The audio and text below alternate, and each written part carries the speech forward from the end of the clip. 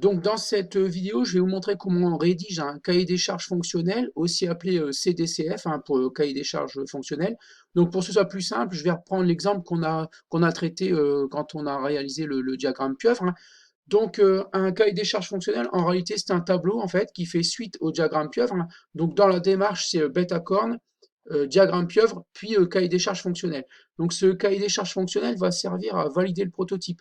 Donc on va chiffrer ou on va essayer de chiffrer en fait chaque fonction de service ou de contrainte qu'on a trouvé dans le diagramme pieuvre pour pouvoir valider ou pas le prototype qu'on a réalisé. Donc dans un premier temps, on fait un tableau tout simplement dans lequel on remet toutes les fonctions de service et de contrainte, ici dans une première colonne, qu'on avait trouvé lors de la réalisation du diagramme pieuvre. Donc en fait, voilà, donc on remet toutes les fonctions qu'on avait trouvées dans le diagramme pieuvre, voilà, donc je ne vais pas vous les relire. Vous reprenez celles que vous avez trouvées dans le diagramme pieuvre, voilà. Et ensuite, pour chacune de ces fonctions ici, donc chacune de ces fonctions ici de service ou de contrainte, ici, on va essayer de trouver un critère d'appréciation. Donc en fait, un critère d'appréciation, en fait, c'est une caractéristique qu'on peut mesurer, donc une longueur, un volume, un temps, etc., ou qu'on peut observer, donc une forme, une couleur, etc., qui va permettre en fait de juger chacune des fonctions de service ou de contrainte ici. Donc en fait, ce qu'il faut faire, il faut s'imaginer que vous avez le prototype entre les mains. Donc une fois que vous avez rédigé le cahier des charges, donc vous avez fait bêta corne, diagramme pieuvre, cahier des charges. Ensuite, vous allez réaliser le prototype. Donc, vous avez fait le prototype, vous avez réalisé le prototype, vous l'avez en main. Donc, en fait, qu'est-ce qui va me permettre ici, dans le critère d'appréciation, qu'est-ce qui va me permettre, qu'il soit mesurable ou observable, de dire que oui, effectivement, le prototype permet bien de distribuer du savon à l'utilisateur. Donc, moi, je l'ai préparé à l'avance. Et bien, tout simplement, quand vous aurez le prototype, vous regarderez la quantité de savon distribuée. D'accord? Donc, ce qui vous permettra de dire, bah oui, en fait, on peut, le prototype permet bien de distribuer le savon à l'utilisateur. Ensuite, ici, je vais regarder le temps d'installation de l'appareil, en fait, du prototype, pour dire, bah oui, il doit être facile à installer. Donc là, on déterminera après des niveaux de performance. Vous allez voir un petit peu après. Donc, qu'est-ce qu'on va regarder, en fait, sur le prototype pour dire, bah oui, il est agréable à regarder. Donc, on va regarder ses formes, ses couleurs. Et qu'est-ce qu'on peut regarder pour dire que le prix est abordable? Donc ça, c'est simple, hein, on va regarder le prix. Ensuite, qu'est-ce qu'on va regarder pour dire que le prototype s'adapte à tout type de support? Donc on va regarder les types de supports que le prototype est capable d'accepter, hein. Donc l'objet, le prototype doit limiter son impact sur l'environnement. Donc on va regarder les matériaux et les énergies. Il doit résister aux conditions météorologiques. Donc, on va regarder l'indice de protection. Donc ça, on en reparlera un petit peu plus tard.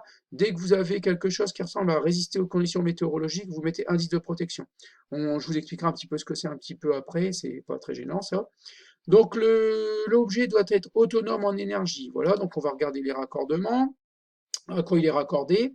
Donc l'objet, le prototype doit respecter les normes, lois et règlements français. Donc on va regarder les normes à respecter. Voilà. Il doit bien sûr contenir le savon. Donc on va regarder en fait la quantité de savon contenu. Il doit résister au savon. Donc on va regarder les types de savon utilisables. Alors l'objet, le prototype ne doit pas transmettre de virus, de bactéries, etc. à l'utilisateur. Donc on va regarder le nombre de bactéries, de virus transmis à l'utilisateur. Ensuite, il doit être simple d'utilisation. Donc là, vous ferez attention dans la bêta corne, dans le diagramme pieuvre, pardon, j'ai oublié être. Donc j'ai mis doigt simple d'utilisation, c'est bien, doit être simple d'utilisation. Voilà. Donc on va regarder le temps de prise en main par l'utilisateur. Donc ensuite, pour chacune de ces fonctions, chacun de ces critères d'appréciation, on va rajouter un niveau de performance. Donc en fait, ici, on a mis, donc le prototype doit permettre de distribuer du savon à l'utilisateur. On va regarder la quantité de savon distribué. Donc ça, c'est une caractéristique mesurable, hein, quantité. Donc on va mettre 10 millilitres pardon, minimum. Donc en fait, quand vous aurez le prototype en main, il faudra tout simplement mesurer la quantité de savon distribué. Et si elle est de 10 millilitres pardon, minimum, on aura validé cette fonction, etc., etc.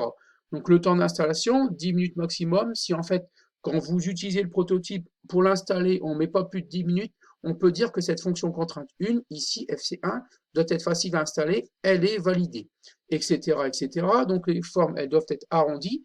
Donc ça, c'était deux caractéristiques mesurables. Ça, c'est une caractéristique observable. Donc arrondi, on ne peut pas le mesurer, donc on va l'observer.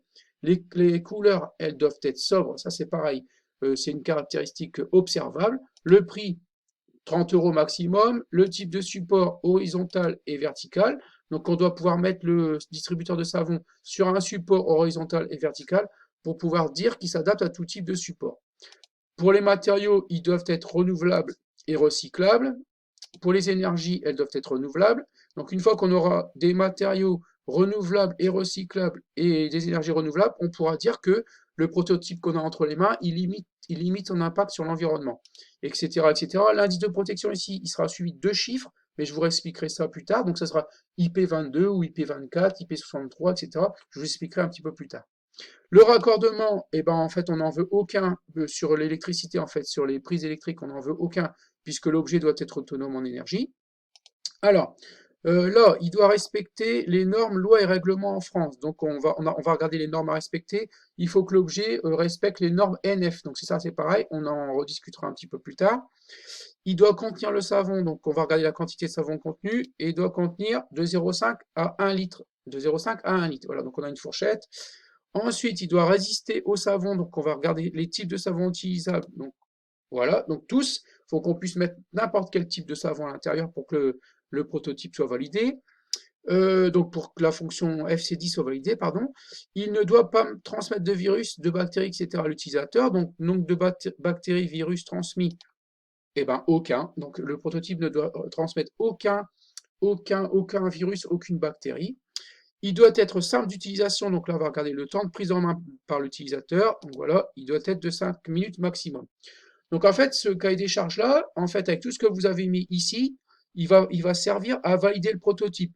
Donc quand toutes ces performances-là seront atteintes sur le prototype, eh ben, vous pourrez lancer la fabrication du prototype, c'est-à-dire que le prototype sera conforme au cahier des charges, c'est-à-dire ce qu'attendaient les utilisateurs.